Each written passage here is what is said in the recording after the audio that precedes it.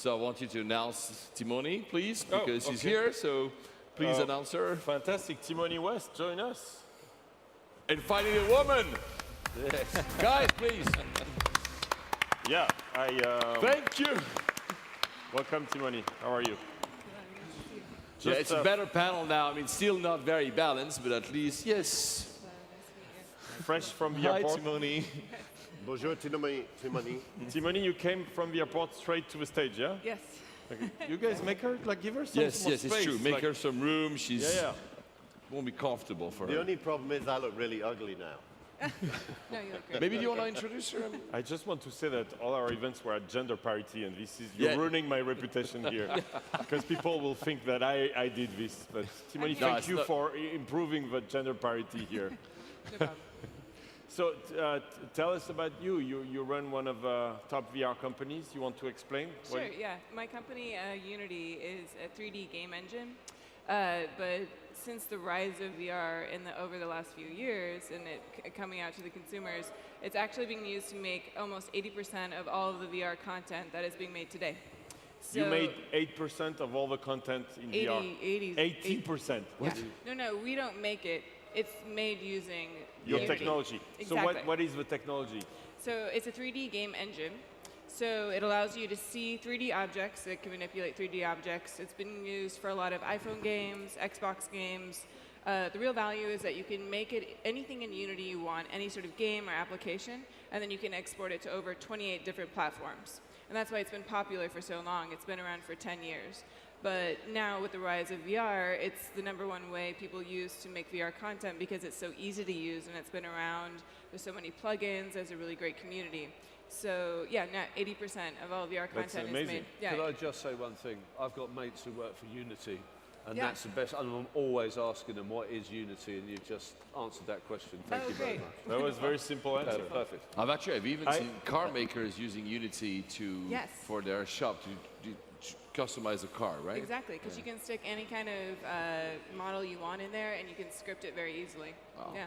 So tell us about VR. We're so glad you came for so many reasons. Yes.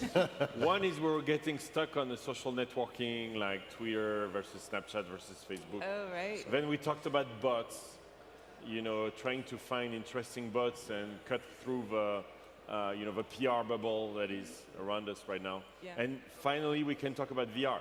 Yeah. All right. Nice. So is it? I don't see so many people walking around with a big, Right. No. VR headset, right? I feel like, remember the old car phones back in the day in the 70s, and they were really bulky and expensive, and people only had them for, exactly. With the antenna? Yeah. I feel like really that's the era where we're in with VR Suitcase. hardware right now. Yeah, honestly, you have to cart it around in a suitcase. It's very heavy. And even the cheaper experiences like Daydream and the Samsung Gear still require an expensive phone. Not everyone wants to have that kind of phone. So there are some barriers to entry right now. But in the same way the car phone became ubiquitous, or not the car phone, but we ended up having cell phones instead. I think, over the next 5-10 years, we'll continue to have and perfect the technology. And I also think that So the 10 years to have, you think in 10 years we'll have a good VR technology? Yeah, Because right now if you want Oculus, it's $3,000, right? You need a big PC, you need a big... maybe like $2,000, yeah. all told. $2,000. Yeah, in American. That's too much. That is way too much. Yeah, it's true. They just announced one that's under 1,000.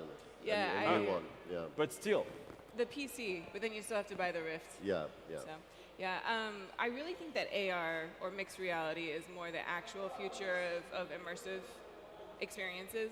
I mean, in the future, you're going to want glasses, right? You're not going to want to walk around with a so scuba mask on. we'll have a form of Google Glass, you think that will... Yeah, exactly. It's coming. Or contacts. Contact lenses? Yeah, I was about to ask the contacts. It's not, like, there's no real prototype out yet. But I like the idea. It seems more efficient. Google Glass without the display. Yeah. The problem with Google Glass is that I'm talking to you and I'm doing this. Exactly. It's weird. Yeah. But without the display, when it's just for seeing things, Yeah. then it's fine. And it's opt-in, and and the voice technology is there. But right now, the only two major players in the AR space are Hololens and Meta 2. So HoloLens is Microsoft? Yes. And it's like a Google Glass. I tried it. Very big, just like huge, right? But the big problem is the field of view, right? Yeah. You can see like this much. So, and it costs But it's $3,000. huge. It's also huge. $2,000. Three. And there was no content in there. Yeah. Like I tried, and it's like, okay, what can I see? And Yeah. like, oh, There's a it feels space, exactly there's a like the space web. in San Francisco called Upload VR, Yeah. where you can go and try this stuff out. Yep. And there's a lot of startup companies experimenting with the software there. Upload VR is great, and they have a website. It's kind of like TechCrunch, but for VR and AR. So they write editorial as well. They're pretty good guys. Okay, They so also you throw really good parties. so you just made me super sad too. Like the PR, it's all PR today. It's not. There is no market for it because at $2,000, who's gonna like do VR? On the flip side, the experiences that are coming out right now are really cool. Like you can go and shoot zombies, you can go and visit magical lands, you can go be a wizard or in the military or a robot. Like the stuff that is being made today for VR, even though it's expensive, is really incredible. And most of it is gaming. I'm sorry? Most of it is gaming. A lot of those are games. Some of them are cinematic, and then honestly, everyone's favorite app in VR, hands down, is a drawing app called Tilt Brush. Drawing. So that's Tilt Brush, Yeah. I used it. and what do you think? This is Yeah, like this you is know, Mac Paint. Like we so- have a Mac in 1984 Yeah. and Mac Paint. That's Yes, what it is. exactly. So Tilt Brush, it's easy to describe. You put on the screen and you have a brush in your controller, and you have a palette and tools. So you literally just go, I want this brush with this size, and I'm going to choose blue, and you can kind of paint stuff with it. It's very intuitive. It's fun. It probably isn't fun for more than half an hour. Then you'd be done. Unless you're an artist. I'm not an artist. Yeah, so they actually started an artist in residence program. Some of my friends are a part of this program. They're spending 8 hours a day in VR drawing things. And then they take and export them and animate them in Maya. They've made like music videos using Tilt Brush, which is the equivalent of using MS Paint to make a Pixar movie. It's not easy, but they're doing it. They're so motivated, they're doing it. So. But Loic, Unity is in a great place, even though I believe you're right that the market is yet to come, because their market already exists, which is the creator market. Yeah. They have the tools that you need to use to even be a player in this world. A little bit like Bill Gates had MS-DOS, and then the PC came. So And Photoshop for the photographers. and that games engine, every game you've ever seen for the last 10 years has been built with that or maybe one other engine inside. So I would imagine it's a very exciting time to be in your business. Yeah, we're really focused on, we're very bullish on VR and AR, and our goal now is just to making experiences, right now it's quite difficult, try to make that as easy as possible, because we're seeing small bits of content, but the people who are making it tend to be either sort of large companies like Disney, but very small little, just like nudges out into the, like a 5-minute trailer, or they're independents and then they're crazy and they don't care about the money. So we want to make it possible for anyone to make really high quality immersive experiences. So what do you think will be the first thing? Games will be the first thing that people buy? Plus Games is plus the first- unmentionable subjects. Sex. Oh yeah, that's our Games thing. and sex. Yeah, those are the two, I would say, the ones that I are would love to obvious. try VR sex. Like game.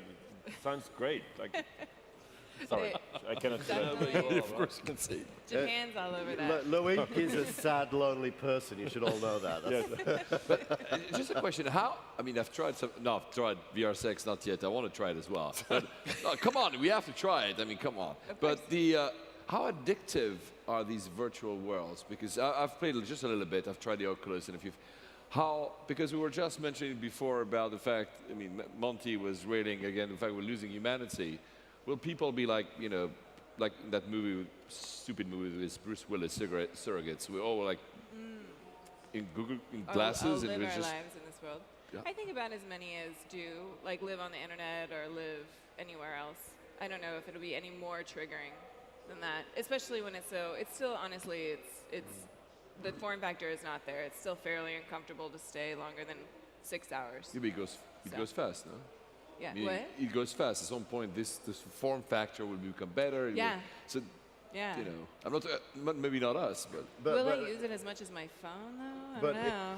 if you look at it from a product point of view, the constraints that are really in the physics of the thing are really important. Like, number one, you have to be in a confined space because your face is enclosed and you're moving around and you can't fall over a table or, you know. So firstly, you need a space that is Pretty clear big, yeah. and big enough to move around in and get the reality of the game in the moving around. In the first Oculus Rifts, you were actually tethered with big cables. That. It's awesome. You have a cable on your head. Yeah. It's perfect. So the first constraint is that. Well, that already tells you there's only a certain class of products that are, and that doesn't go away no matter what the evolution. You're not going to be, you know, out in the real world with your face enclosed. Yeah. Now, augmented reality is when that constraint goes away. Yeah. Suddenly, you can be anywhere. Pokemon Go was probably the first example of that, where you used your phone camera, and if you turned it on, you saw the real world and the animated world in a single view. However, you're giving me another sad example. This is already dead as well. Pokemon. Well, it's games die. No, I just think Pokemon went. It's gone. Right. Pokemon went.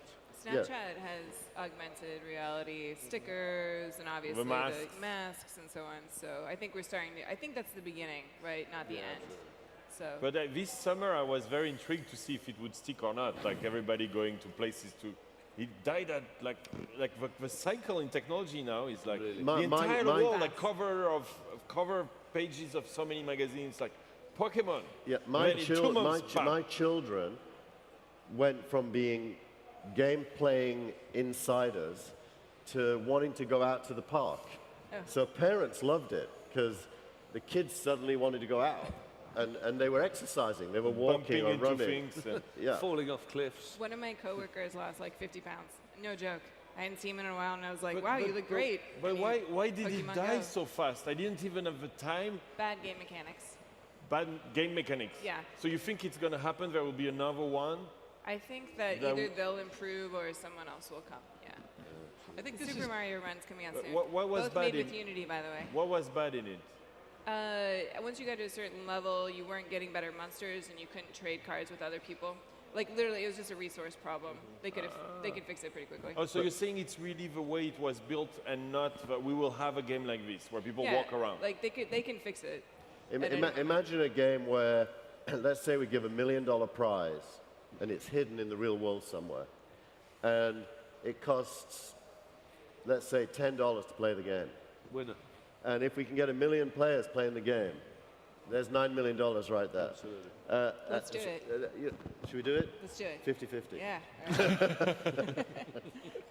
You were about to say I was just going to say that this is the what you were just talking about is the problem that plagues all of this innovative technology, whether it's chatbots, whether it's VR, AR, mixed reality. All of these new technologies are sort of they're confined by the imagination or the capability or the capacity of the team kind of moving forward, right? So while Pokemon Go, I think, was a tremendous example of what's possible, or Oculus is a tremendous example. I think it's sort of the imagination of the developer or the designer or the experience architect who now starts to think about if we have one shot at this, what could that shot be? And do we go to market or do we make that the right thing? And it's a very difficult choice that a lot of developers and investors are having to make. And so what you get is this incremental line of shit that keeps coming out.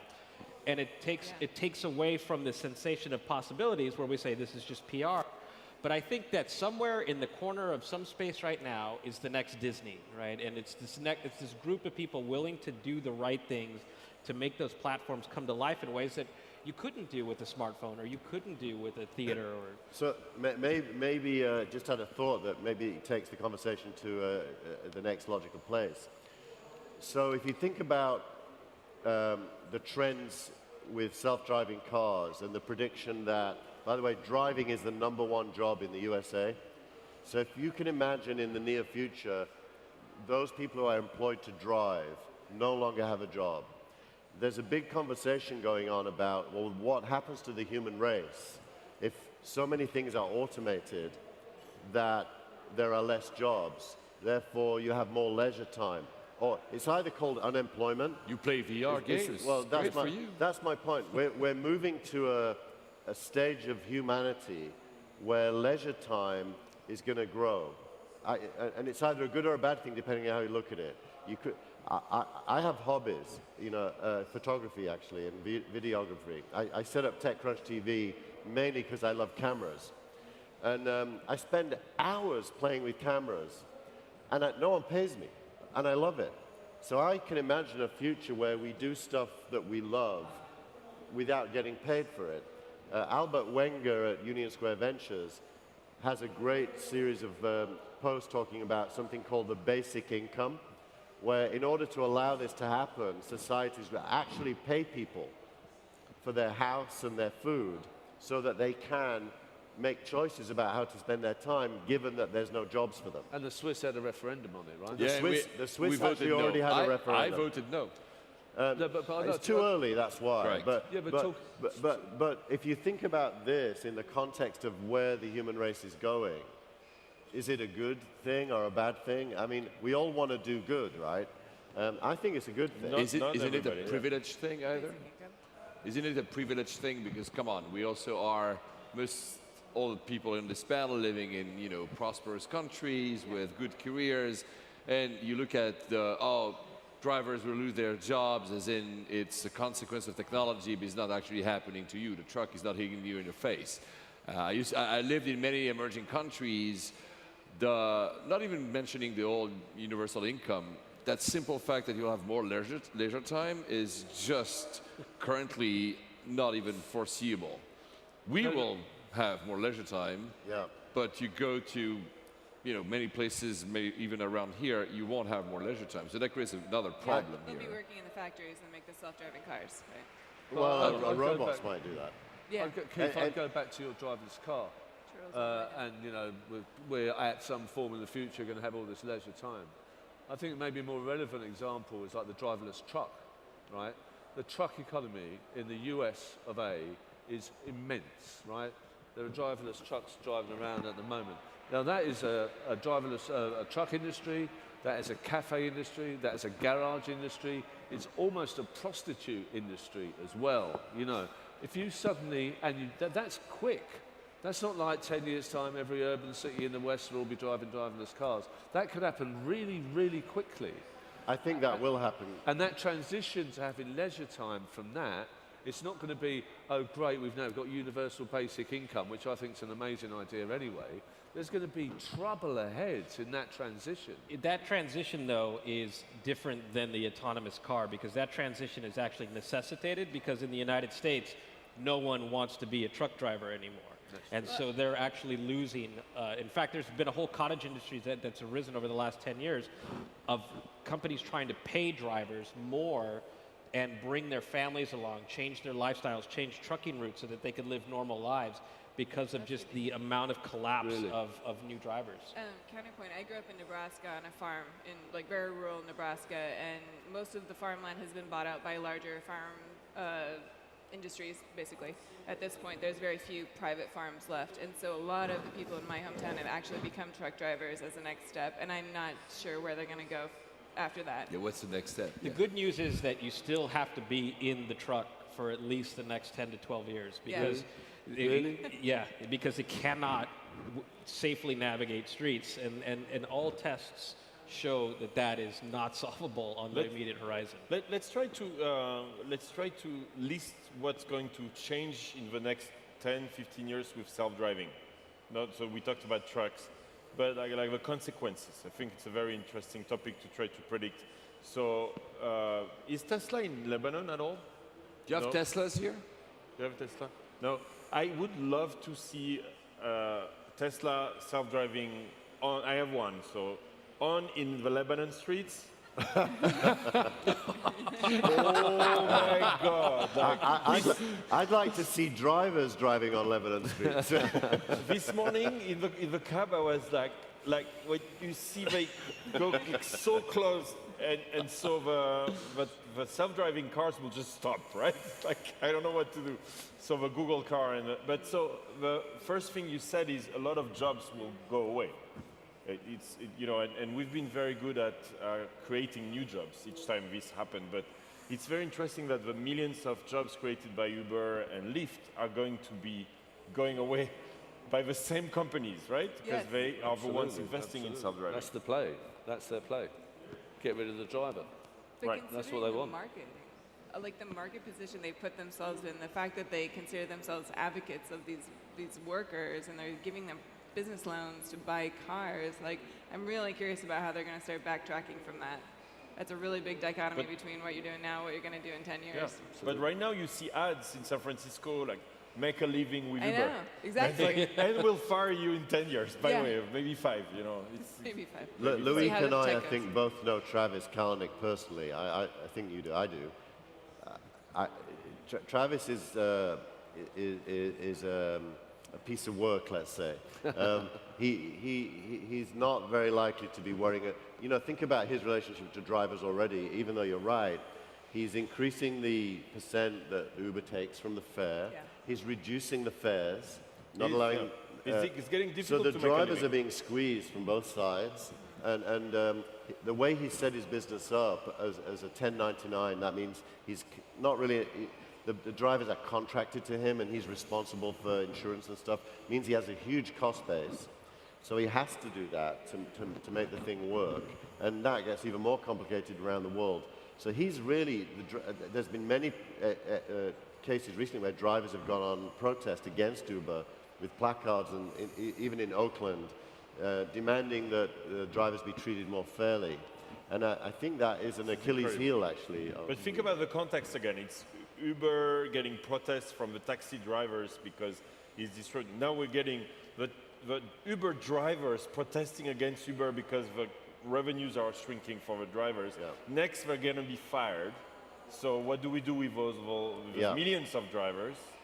I is one actually question. have a startup called Driver Cars, which is not yet launched, with some drivers who want to answer that But question. let's think about the other consequences. The other one is obviously less parking in the streets. So I've read a number somewhere that 20% of the space of a city is parking spots. But that's good news. So this is all going to go away entirely. Because we don't need parking anymore. The cars will just come, pick you up, go out. Less congestion, because if they're all smart, they can, you know, there are these phantom kind of traffic jams, where there's no actually traffic jam, it's just because you stop because there's something on the other side. Yeah. If the cars are smart, they can adapt the speed, and everybody, that will never happen in Lebanon, I was guys. gonna say, But maybe you can, Lebanon should do it first. I'm sorry? Maybe Lebanon should do it first then, try it out. And Monty, did But you with the driverless car, I think there are going to be weird things, right? So on Monday, I had to go to a driver self-awareness course because I got caught by the camera, right? And I've never had a clean license since 16, right? I like driving fast. I'm never going to die. I'm never going to kill anyone. You know, do you drink a little too? no comments. no. Okay. You know what I mean? So they're quite fascist in the way they teach you. There's so many deaths. There's this, that, and the other. Da da da da da da da. And you think about the driverless car connected, and you think, well, actually, this could be quite a good conversation with these road experts, but they're telling you that you're bad and all that stuff. But one of the things that I read recently, a couple of things. One is about insurance. That's an interesting subject that maybe others could explore. But also, for a driver like me, like we're the worst drivers on the road, right? Kids are penalised so much when they start to drive that they're the safest drivers on the road. Everyone in that room, 50 people, were 40 plus. You know what I mean? But one of the things that I read, which I thought would be a weird adjunct, is that if a driver who's human sees a driverless car, the first thing he's going to do is go, right, fuck you. I'm going in front of you. Now, where does that kick in? You know, and I think it's... Oh, it's going to be forbidden. Yeah. Human drivers But will be forbidden. No, There but will will be highways for self-driving cars which will go at 300 kilometers an hour, like instance, high-speed yeah, I trains. agree. And it will say, no humans. But the thing that one of the other industries that will thus change is insurances. And because the premium on insurance, if you're an actual driver, at some point they will switch to being, it's not because you're 40 plus, it's because simply you're human driving. You love cars, you have a few, I think. You will have to pay for the privilege to drive because everything else is safe and secure, at least one can think so. And then suddenly you want to drive your, I don't know remember which one you have, and they will say, yeah, but that you have to pay a price. I think the whole concept of ownership changes as well, right? So it wouldn't be unimaginable to see Hilton in the car business, Absolutely. providing space for you to and from wherever you're going as a way of becoming sort of this new accommodation industry, right? So the idea of an automobile just becomes moving space. And I think that who will own cars and what those things will be in 15 years You from can now. have a VR car experience. You can have a Absolutely. Starbucks bad coffee experience. Is that?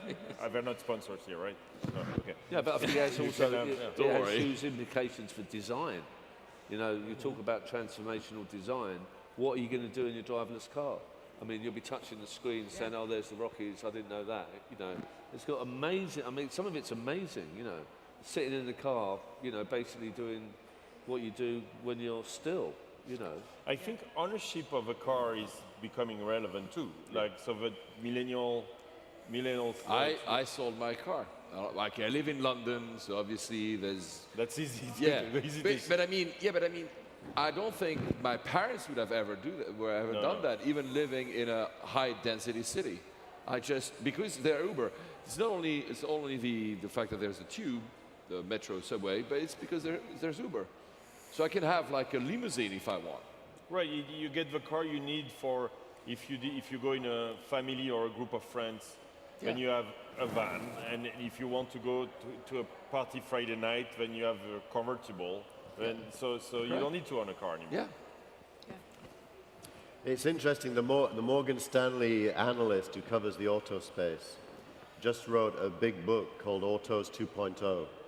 And in it, he says the metrics for the car companies are going to shift from dollars made by selling vehicles to driven miles monetized. So per mile. Monetization per mile will become the KPI of the car industry. So selling cars will cease to be the KPI. All leasing, just renting everything out. Yeah, and then they say, look, take a driven mile. When you drive a mile, and if you take a day, you're going to eat. You might stay in a hotel. You're going to fill the gas tank. So there's a value of a driven mile based on what that driven mile results in. There is an insurance company that I'm switching to, but I forgot. Metro Mile. I Metro think. Mile, Right. yep. So that same Tesla I own, half the price if you switch to that insurance company. They put a little device in the port that all the cars have. They measure what you do exactly per mile. Yeah. And I know exactly how many miles. And I looked at the quote. It's more than half the price because it's just by mile. There's one here, Mark Haydar, who is Lebanese. Yeah, He has a company called Vinley. They do. He has the universal thing It's that does obvious. that. But just coming to your point, I was at BMW headquarters in Munich a few months ago. The story is, since you both know Travis, that's when he made a decision not to actually build the car themselves because he saw how hard it actually is. The factory, if you have the chance to visit it, it's open to the public. You just have to make a booking. It's 1,000 cars a day. It's only machines, almost no humans anymore. So the robots are actually already here, guys. They're already stolen our jobs. But the point is, they are releasing, of course, like they want to call up to Tesla, and they released a program where they have the very fancy one, the BMW I don't remember which name, I something. But they have a small one, and the small one they're releasing it as you can pay per mile. And they told me that every single one they put on the road replaces for them 7 cars they sell. So obviously they have to move to another metric because they're removing 7 cars from one they put like this they put on the road. This is they're cannibalizing their own sales super quickly. I don't know. I still don't own a car. So is there any future trend that we have not covered yet? Actually, in the reverse, I read an article recently I thought was very interesting about what types of jobs cannot be automated well, and a lot of that tends to be like care industry stuff.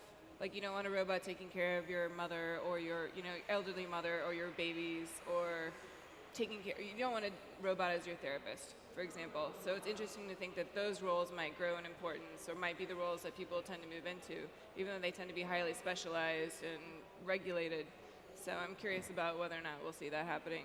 And once we're not driving What does anymore. everybody think about it? I have one point of view because I used to live in Japan, which of course is a very different take on robotics because since they don't have, especially in Christian countries, we have this kind of relationship with robots as being the soul. replacing humans or they're the devil or something, whereas In Japan, that doesn't exist, so they're your friend. And since they have very strict immigration regulations, they cannot get enough carers, and they have a growing, an older population.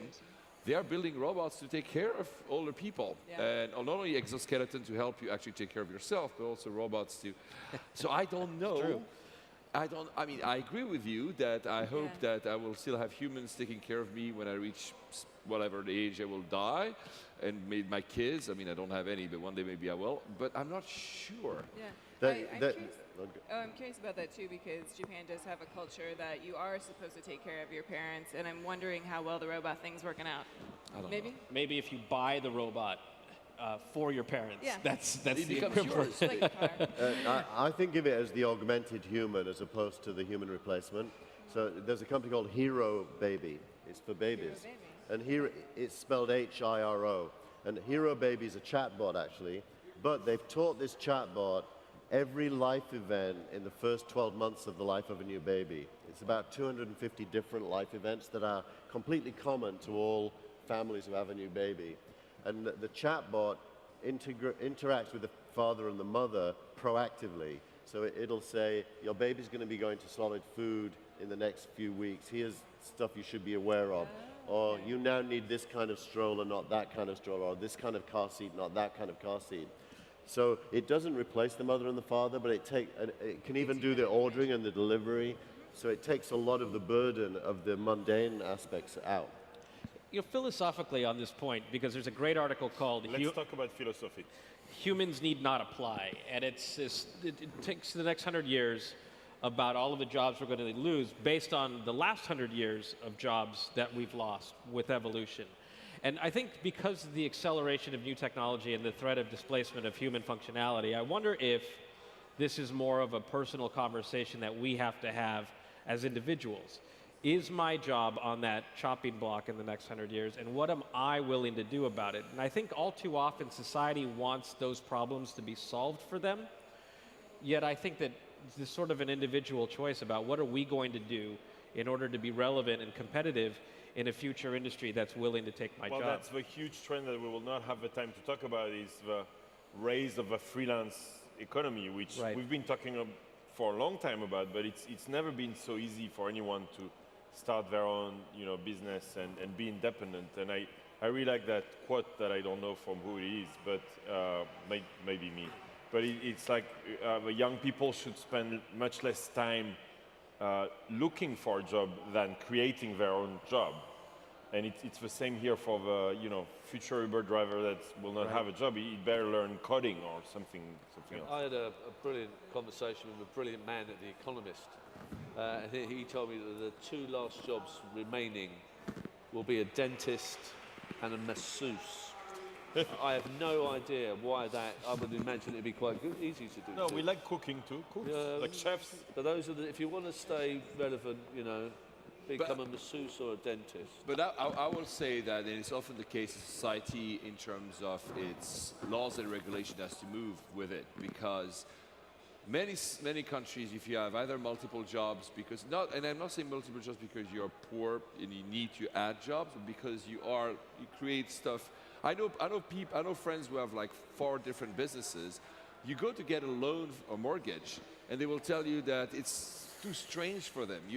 The laws do not apply to these kind of people yet. They expect you to be in a safe position in a safe, big, fat company, and thus it's really hard. Again, we have the privilege here, but it's really hard to shape your life around creating these jobs, whilst in the entire society, even your parents will tell you, what is it you do? I mean, you can fight that, but there's a weight on society, on shoulders of young kids that want to try different things, and we keep telling them that it's, do that because you're a kid, and at some point you'll get back in line.